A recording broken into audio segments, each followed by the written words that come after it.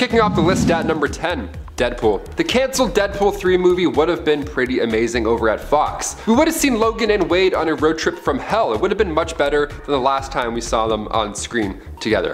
Yeah. But in the comics, Deadpool and Logan have, of course, bumped heads, like in Cable and Deadpool issue 44, for example. The two are fighting at a Hydra base, and Wolverine straight up impales Wade to the wall. It's a fun comic. Wade spends the first half with his head off, just getting kicked around like a soccer ball. It's all fun and games. But finally, Logan keeps Wade still once he shoves his claws through him and into the wall. That ought to get your attention sometimes. Number 9. The Hulk.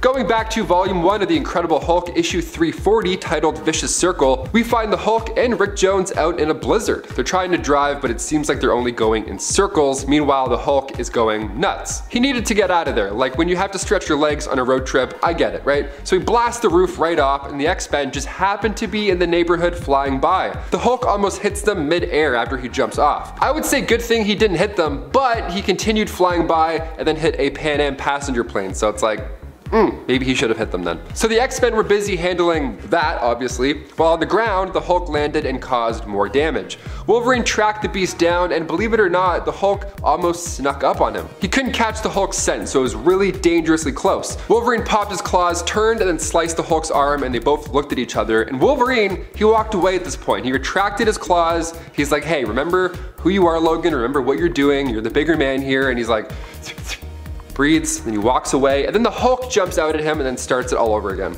He thunderclaps Wolverine's ears to smithereens. His enhanced senses, this for sure, got the ball rolling, got him pretty upset. After this, naturally, there's mayhem. They take turns beating the crap out of each other until the fight was eventually at an end because it was broken up. But Wolverine for sure won this round. He tried walking away initially. He's the victim here, folks, don't forget that. Number 8, Spider-Man. In Spider-Man vs. Wolverine, released in 1987, we see Peter slinging across the city. He's trying to snap some pics for the Bugle. He's looking for his light, trying to get that angle right, but all of a sudden, trouble calls. He hears a young woman scream, so he zips down and he finds the owners of a grocery store dead on the spot. So he ends up following that lead, and it brings him right into Logan's path. Now Logan has already been doing his own plan at this point, and then in comes this kid wearing pajamas, shooting webs at people. So the two heroes now have no choice but to go loud and proud. They both fight off criminals together, and it's a fun time. But once they realize they're too late, Charlemagne had already gotten there. There's lots of bodies, so Logan naturally blames Spider-Man for ruining the whole thing. He's like, if it wasn't for you, this would not have happened in the first place. Pretty deep words. Spider-Man fires back though. He's not taking any of this. The two walk separate ways, but it's not over yet. Wolverine's meditating, he's feeling bad. Spider-Man's in bed, tossing and turning. He tries to take out Charlie himself, but Peter stops him. Well, he tries to. They fight in a graveyard for a few pages, but when Peter turns around to hit Wolverine one last time, he accidentally hits Charlie instead. I'm counting this as a loss because Peter wanted to fight. He engaged and he swung without looking, and now he can't get that image out of his head, and neither can we. Number 7, the X-Men. Okay, when I say the X-Men, I mean like all of them.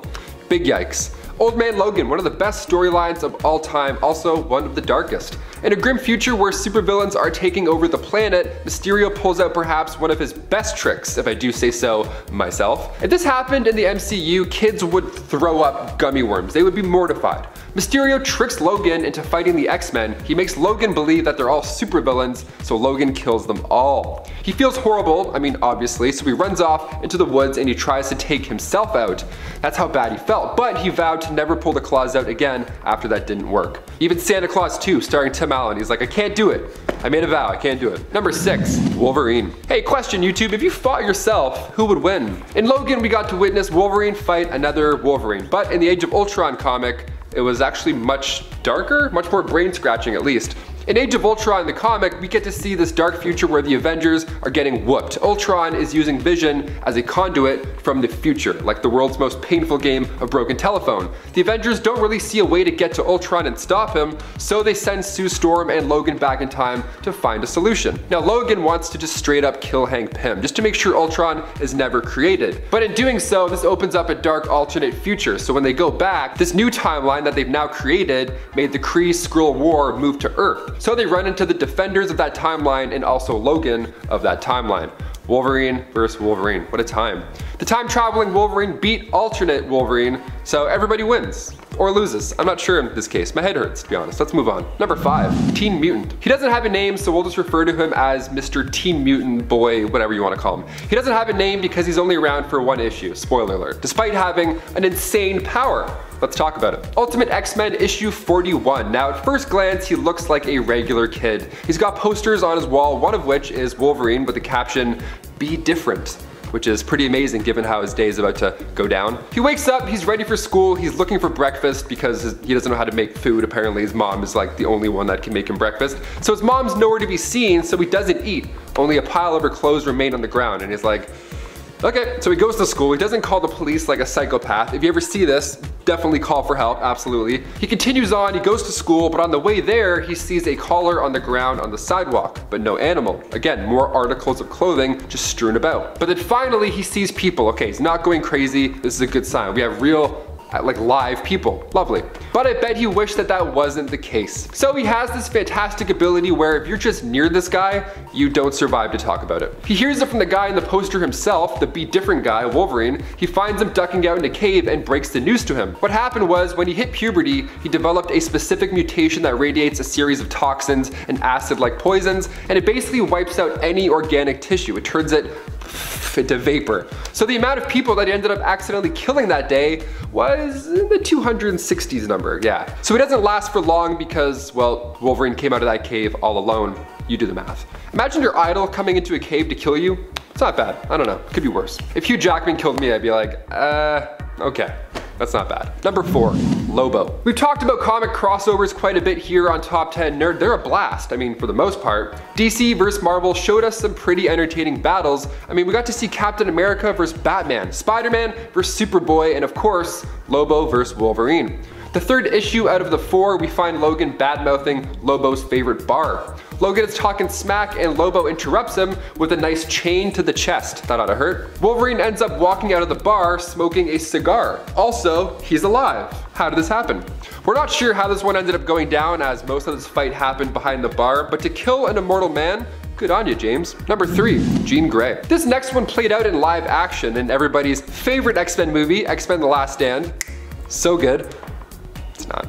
Showed us Wolverine taking out Jean Grey in a mercy type way in order to stop the Dark Phoenix from causing mayhem. Now this of course went down in the comics as well, and it was much better on page than on screen. You can find it in New X-Men issue 148. Wolverine is telling Jean that Scott still loves her, although he's just maybe a bit confused at this moment. Jean is weak. She's saying she can't breathe, that she has this terrible feeling that she feels scared and weird, that there's voices inside of her head. She knows she's dying. It's a really sad part in the comics.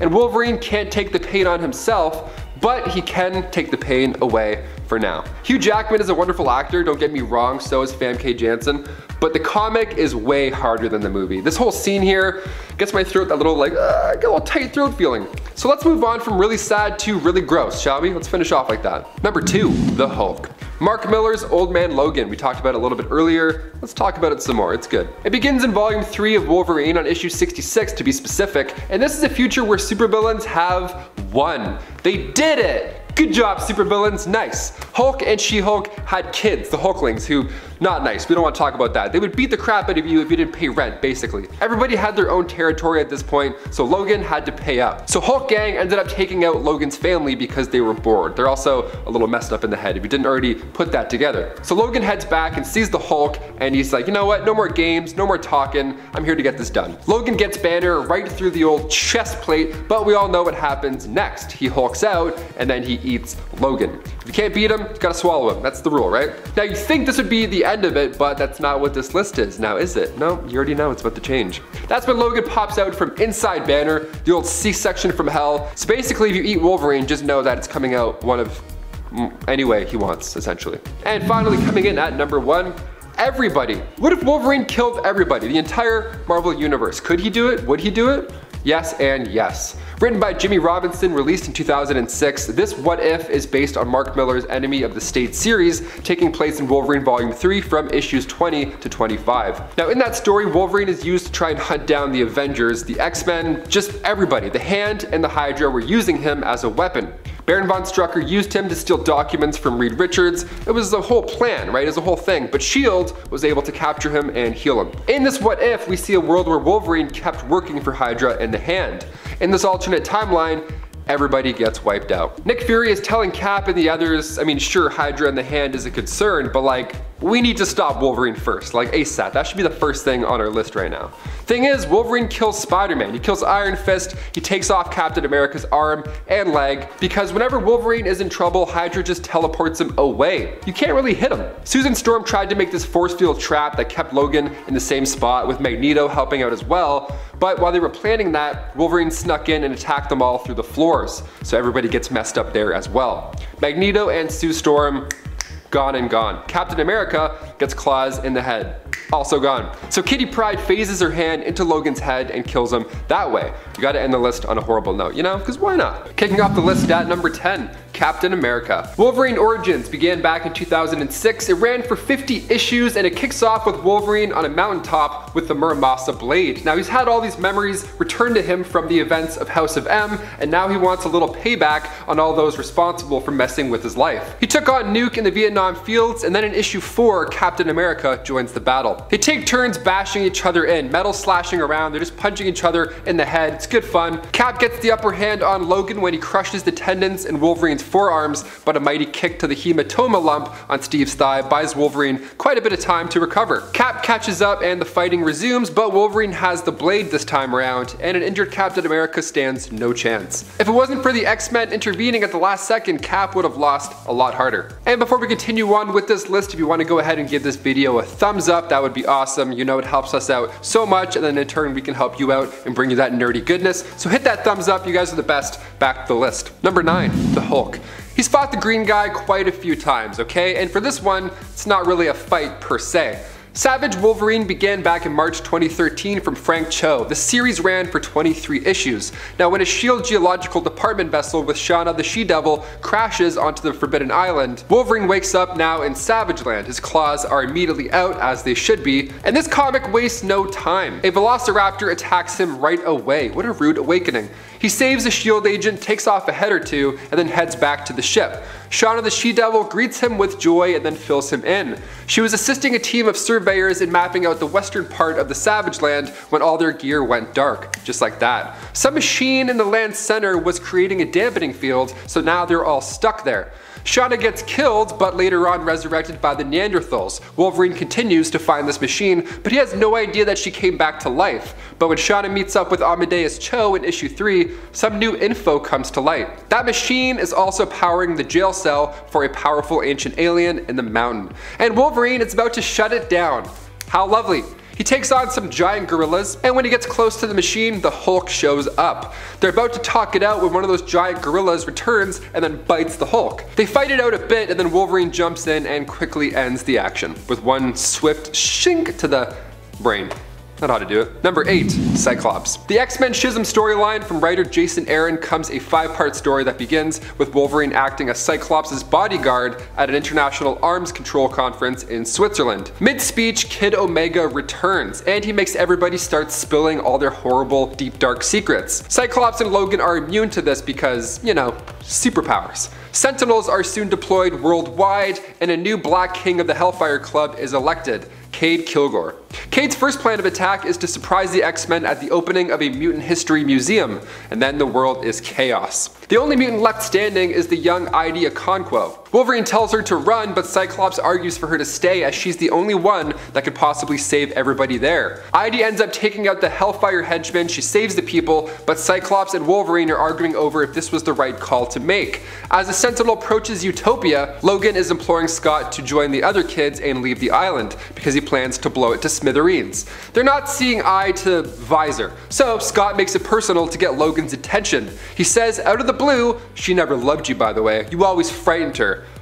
Harsh words. So Wolverine snaps back, suggesting that if Jean Grey was there at that moment, she would be more afraid of Cyclops. Scott responds by blasting Wolverine's face pretty much off. Wolverine, sans face at this point, still is on top of Scott, laying into him. I would say this is a tie at this point, but seeing how they look after the X-Men save them, Scott's in much worse condition. That's why you don't melt off Logan's face, man. It doesn't end well. The guy can heal. Just stop. Number 7. Quicksilver. After Quicksilver took the keys out of Cyclops' ride in Ultimate X-Men issue 3, you would think he had successfully thwarted the X-Men. All he has to do now was evade a hefty optic blast and hit the road. That was no problem seeing how he's the fastest man on the planet, but being the fastest doesn't mean you always have the upper hand. Sometimes you have to be the smartest. Wolverine was waiting for this moment to surprise Pietro. Logan just stood there with his claws out, he stood perfectly still, and Quicksilver ran right into him. When he asked Wolverine what he was doing here, Wolverine responded, wouldn't you like to know? And then he slashed him down to the ground. And then Quicksilver wasn't seen for quite a bit. Number 6. Silver Surfer. The first time we see zombie Wolverine was in Ultimate Fantastic Four issue 22. He got bit by zombie Hawkeye and Captain America, so his healing factor wasn't enough to save the day. Now when the Silver Surfer came poking around, everybody wanted a piece. Literally, they were so hungry, and this guy was like the holy grail of snacks. Hulk took the first bite, and soon after, Logan and the rest of the team dug in. They all then got cosmic powers and a full belly. Nice. Logan's idea of peeling back the candy coating and getting into the tender morsels inside surely helped put the plan into motion. Also, ew. Number 5. Iron Fist. In New Avengers issue 15, a friendly bout between Iron Fist and Wolverine is underway. No claws, no fist, no problem. It's a fun training exercise. It draws readers' attention and even other heroes in the issue as well. Wolverine is encouraging Iron Fist to tap out, but it's no use. Wolverine knocks him straight to the ground, saying he was only at a 6 this entire time. Out of breath, Iron Fist replies that he too was only at a 3, so Out of breath, Iron Fist replies unconfidently that he too was only at a 3. Okay. I don't want to be around either of these guys when they're at a 1. No thanks. Number 4. Age of Apocalypse Cyclops. Doesn't matter which universe you're indulging in, odds are Wolverine and Cyclops will go at it at some point. In Age of Apocalypse, Earth 295, Cyclops was mad that Wolverine was trying to get his girlfriend. Classic bro stuff. Similar vibes to the Ultimate Universe, only this ends much worse for Scott. When Jean chose to be with Logan instead of Scott, and as if that wasn't already good enough for Wolverine, he decided to slash out one of Cyclops' eyes, truly leaving him a Cyclops. Nothing like having that reminder on your face. What a harsh way to get dumped. Number 3. Namor. Namor the Submariner, Volume 1, Issue 24, titled Green War, was written by John Byrne, and it features Namor returning to Earth to investigate a HELLFIRE invasion, which was the sentient plant race. Now they got Wolverine and forced him to fight Namor. Even on page we're told Namor's strength is far greater than Wolverine's, but Logan has speed and therefore gets the upper hand. The fight was interrupted by the Sorcerer Master Khan, who took out the plant dudes and brought Wolverine back to normal. But if this had continued, Wolverine would have kept slashing and kept healing. No water guns would have helped you this time, Namor. Number 2. Ultimate Cyclops. Ultimate Wolverine gets pretty jealous, and he takes things to a new height, literally, when he discovers that Jean Grey truly loves Cyclops. So Logan, now there was a deep rift growing between the two of them. So Charles was like, hey, why don't the both of you just go to Savage Land, work your stuff out, have some bro time, maybe become best friends? I don't know. They did not work it out or become best friends at first. See, what initially happened was Wolverine let Cyclops fall to his death off a cliff just so he can get Jean back. That's like some Lion King teen drama stuff. That's wild. Cyclops survived and then exposed Wolverine to the crew and then made him feel horrible about what he'd done, even letting Logan stay on the team. What a weird punishment. So Wolverine ended up changing his ways and becoming a leader, eventually becoming a role model for the younger X-Men, being friends with Cyclops later on. All it took was letting him fall to his death first. That's it. And finally, number 1, Shang-Chi. We're all counting down the days to see the newest MCU hero hit the big screen. Shang-Chi was first introduced to readers back in 1973, Marvel Special Edition. Since then, he's earned himself a spot on the Avengers and of course has appeared in other comics from time to time, like in X-Men Volume 2, Issue 62, titled Games of Deceit and Death. The X-Men seek out the help of Shang-Chi to take down Sebastian Shaw, but in comic book fashion, a little scuffle was to be had first. Wolverine compliments the punk on his first blow, even telling him that the first blood is his. But when you throw down with Wolverine, you throw down with the best there is. Wolverine has him pinned down and he's ready to finish off Shang-Chi, but luckily Storm came in and just settled it. What an exciting way to meet the X-Men. Damn. And at number 10, Sabretooth. Sabretooth is one of Wolverine's main foes. Both birthed from the Weapon X program, to an extent, the two have clashed numerous times over the years, both on panel and on screen. And while Logan has bested Sabretooth plenty of times, none beats when he straight up decapitated the mutant using the Murasama blade. Now, the Murasama Blade is a weapon in the Marvel Universe that neutralizes healing powers. Logan used this against Victor Creed to not only slice off his arm, but also to cut off his head. Moving on to number 9, Deadpool. Is Deadpool a mutant? Sometimes he claims to be, sometimes he's not. Regardless of your opinion on this, or what is technically canon, Wade Wilson, also a product of the Weapon X program's experiments, is a very strong foe that has lost to Wolverine in the past. This went down in Cable and Deadpool issue 44. When Wolverine ends up skewering Deadpool to a wall with his claws when the two duke it out at a Hydra base. It's a pretty epic duel, with both heroes doing an impressive job, but turns out that 6 blades are in fact better than 2. Sorry, Deadpool. Up next at 8, Lady Deathstrike. Let's shift from on-panel to on-screen for this number, and take a look at the battle between Lady Deathstrike and Wolverine that occurred in the X2 movie back in the early 2000s. Released in 2003, X2 X-Men United is a film based off of the God Loves, Man Kills graphic novel, with William Stryker leading an assault on the X-Mansion in order to build his own version of Cerebro and cause a mutant genocide. Now, Lady Deathstrike is controlled by Stryker, acting as his bodyguard of sorts, and towards the end of the film, Wolverine and Deathstrike battle. Logan injects her with molten adamantium, and it's not pretty. While he's never murdered her in the comics, Wolverine has fought her plenty of times, with the two of them having quite the complicated history with one another. In at 7, Omega Red. Omega Red is an X-Men supervillain who first debuted in 1992 in X-Men Volume 2, Issue 4. A serial killer in Russia who was captured and then turned over to the KGB, he underwent experiments in an attempt to recreate a super soldier the likes of Captain America, but Soviet. The result was Omega Red, who has carbonadium retractable tentacles that are housed within his arms, a regenerative healing factor, and an ability to absorb others' life forces. He also has super strength, speed, agility, durability, all that jazz, and an ability to secrete pheromones that result in sickness and death. Yikes for that last one. Omega Red is one of Logan's most enduring villains, and once upon a time, Logan straight up murdered him, also using the Murasama Blade. Useful tool. The two fought for nearly 18 hours initially before Omega Red bested Logan, which caused the mutant to go after him out of revenge using the Murasama Blade, stabbing him right through the heart. In at 6, Daken. Nothing like murdering your own son, am I right? Yeah? No? Well, that is actually something Wolverine has done, and his son Daken was no pushover either. Daken was not raised by Wolverine, but instead by Romulus, and has all the powers and strengths of Daddy Dearest, but with zero moral code. The two eventually duke it out, with Logan feeling the need to end his son in order to prevent any more harm. But it's not easy for him. And as he kills his offspring, his mind ventures into happier fantasies, which is really tragic. Like watching his son go to prom, and family moments like sitting around a campfire roasting marshmallows. Oh, I can't. The reality is much harsher. He drowns Daken with the young man dying in his arms. Up next at 5, all of the X-Men.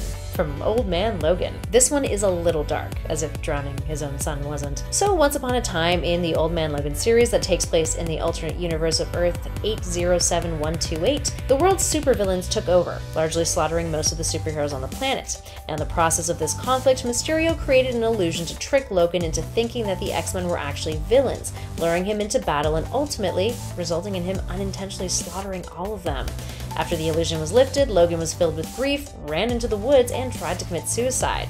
When that failed, he swore to never pop his claws again, leaving his past life behind. While the X-Men definitely weren't expecting to be taken out by a fellow teammate, it does go to show how strong Wolverine is if he was able to kill all of them. I mean, sure, he had the element of surprise, but it's not like he didn't have any resistance from them whatsoever in battle. On the flip side of that, let's move on to number 4, all of the villains. In Horsemen of War, we see a reverse of our previous number. Rather than killing all of his teammates, Logan takes on every single villain of the X-Men's and kills them. Homicide, it's a common theme on this list. This is a product of a what-if story in which the hypothetical explored is what if Wolverine was transformed into a Horseman of War by Apocalypse? The answer is pretty dark.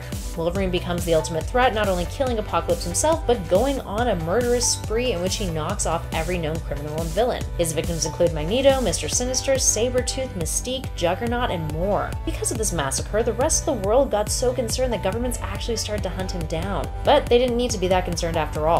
After completing his goal, Wolverine ended up going into hiding, becoming a monk at a monastery under the name of Brother Xavier. Next up at number 3, himself. There's no greater battle than the one you have with yourself. Or at least, You can expect it to be one hell of a tough one if you're as strong as Wolverine is. The 616 Wolverine fought an alternate version of himself from Earth 61112, the Age of Ultron timeline. Now in that future timeline, Ultron has taken over the world, and Wolverine, along with Sue Storm, is sent back to kill Hank Pym to prevent it.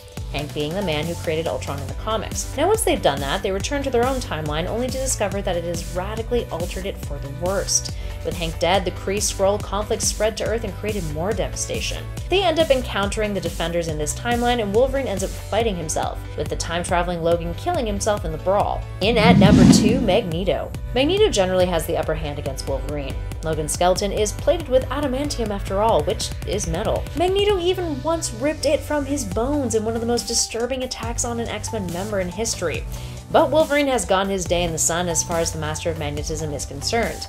In the Uncanny X-Men arc, Eve of Destruction, Magneto is thwarted by the X-Men team, and when he tries to make peace with them, Logan decided to take the opposite route, not falling for his tricks. He impales him with his claws, and the team leave Magneto on the ground, bleeding out. They also have a drink afterwards too, which kind of feels weird because it's like, hey, we just left a dude to bleed on the ground, but it was Magneto, so... And last but not least, in our number 1 spot, Jean Grey. In X-Men Phoenix and Song, Jean Grey is so overcome with the Phoenix Force that she's no longer able to control it. She's unable to rid herself of it, and she's become an all-powerful antagonistic force, threatening the universe itself. Rather than become the Dark Phoenix again, she ends up turning to someone outside of herself for help. That someone is Logan. And he does her bidding. He ends up driving his claws through her body multiple times in order to kill her, despite the amount of internal pain this causes him. This even played out in X-Men The Last Stand on the big screen in the film adaptation. And in all forms, it's a pretty tragic moment. Number 10, Silver Samurai. The Silver Samurai and Wolverine have an epic fight with one another in Uncanny X-Men issue 173. Kenichio Harada and Logan have a ton of history, and despite fighting one another a bunch, the two also share a mutual respect for one another. Their fight lasts 3 honestly beautiful pages. Despite Silver Samurai's ability to charge his sword using tachyon energy, making it strong enough to cut through almost anything, his sword remains no match for Wolverine's adamantium claws. Logan ends up victorious after he breaks Harada's arm, forcing the Silver Samurai to be at his mercy. In fact, he would have been killed if not for the interference of Mariko, the Silver Samurai's half-sister, and later, Viper. Number 9, the Mongrels. While we may have talked about Wolverine's famous son, Daken, on the first part of this list, we have yet to highlight how brutally Wolverine beat 5 of his other kids, who were actually originally rounded up by Daken himself. Initially. The Mongrels consist of Sophist, Shadowstalker, Cannonfoot, Fire Knives, and are led by Gunhawk. Wow, those are some names. Cannonfoot is the only one that is actually confirmed a mutant, but I feel like we simply didn't get enough time with the other members of the Mongrels to really learn what their mutant powers were, but I'm sure they had them. One can assume their power sets would at least be somewhat similar to Logan's, had we actually gotten into that. Of course, pitting the Mongrels against their father was all part of a master plan to get back at Wolverine and basically torture him. In fact, they were expected to die. A plan that was executed and orchestrated by Daken and likely the right hand. Logan killed the group of mutants without knowing that they were actually his own children, and I don't think we really even knew if they knew that he was their dad. Wolverine finds out after his connection to the Mongrels, and despite the fact that they were the ones who attacked him, Wolverine ends up feeling pretty guilty about it. Number 8, NORTHSTAR. When Wolverine found himself being brainwashed and basically mind controlled by the Hand, he was sent on a mission to prove himself by eliminating Kitty Pryde. While attempting to pounce on her, claws drawn, Kitty phased, causing Logan to go through her, and his claws thereby to go through the mutant behind her, NORTHSTAR. Ouch, poor Jean-Paul. He got beaten just being a bystander. He wasn't even a target in this one. You know it's impressive when Logan can take out a pretty powerful mutant just by accidentally taking them out. Number 7, John Howlett Jr. John is Wolverine's brother in an alternate universe and comes from the series Wolverine: The End, which takes place on Earth 4011. His power set is similar to his brother James Howlett and includes a regenerative healing factor. He is known by the aliases Kitsunebi, White Ghost, and X. Wolverine was forced to fight John when it was revealed that he had a plot to take over Las Vegas. Both were relatively old at this point, and following an electric explosion during a fight, Wolverine accidentally stabbed John through the chest, fatally wounding him. John's healing factor was too slow and worn down at this point to allow him to regenerate his organs in time. John forgave Wolverine as he lay dying and confessed that he was glad that it had ended this way, and he was actually really proud of his brother. Aww. Sad. I love when people are in the middle of a fight and then they reconcile everything like as they're dying. This all could have been resolved if you had a conversation about how much you loved each other. Number 6, the Vaporizer. In the Ultimate Universe, Wolverine was sent to take out a nameless teenage mutant who has the power to vaporize any living tissue in his vicinity in issue number 41 of Ultimate X-Men. This mutant's powers were so powerful and uncontrollable that the boy found himself vaporizing a whole town of people without even completely realizing that he was doing it. He killed over 250 people by accident. Wolverine finds him hiding in a cave and has a talk with him about the risk that he poses to both humans and mutants alike. This mutant doesn't just lose to Wolverine, he surrenders. Despite how powerful the young boy was, this non-battle proved that sometimes all one needs to defeat an enemy is a 6-pack of beer and a brutally honest conversation. Number 5, Mystique. While Mystique might not be strong in the traditional sense, she is a very powerful mutant. Her shape-shifting abilities allow her to pull off all kinds of tricks, both in and out of combat, and she is insanely wily as a result. Wolverine was sent to track Mystique down and take her out by Cyclops. In issue 65 of Wolverine Volume 3, we see these two have a final showdown in the desert. Mystique actually manages to put up a pretty good fight in this comic, using guns and grenades to hold Wolverine at bay, but eventually she succumbs to too many stab wounds during their fight. Wolverine, of course, just eventually heals himself. Despite defeating her and leaving Mystique weak enough that it would be possible for Wolverine to just take Raven out right there, he chooses to leave her bleeding out in the desert with a loaded gun, claiming that she knows what it's for. Ooh, that is dark. He's like, I'm not like you can use this gun. And I'm like, Wolverine, you kill people all the time, dude. What you talking about? You got some similarities there, I think. Number 4, the HELLFIRE Club. The HELLFIRE Club is basically one of the big bads of the X-Men world. They are an organization of criminal and mutant masterminds who aim to weigh the scales in the mutants' favor when it comes to world domination. That's right, they want to take over the world like most mutant bad guys do. They also dress like they're from Victorian England because, well, I guess they can. But despite their appearances, they still have some fairly strong members and a bunch of minions loyal to them. So don't think that just because they look ridiculous in their Victorian England dress that they are ridiculous, because they're not. But despite having an army of loyal members, this wasn't enough to stop Wolverine. In Uncanny X-Men issue 133, Wolverine takes down their entire brigade, all on his own, in an attempt to save the rest of the X-Men, who found themselves captured by them. Embarrassingly for Cyclops, while Wolverine takes on pretty much the entire HELLFIRE Club's army of minions, Scott struggles to take on Mastermind by himself in a fight on the astral plane. Wow. Keep up here, bub. Number 3, Cyclops. I know what you're thinking, so wait a minute, Amanda, doesn't Cyclops usually beat Wolverine? Well, you're right, he usually does beat Wolverine.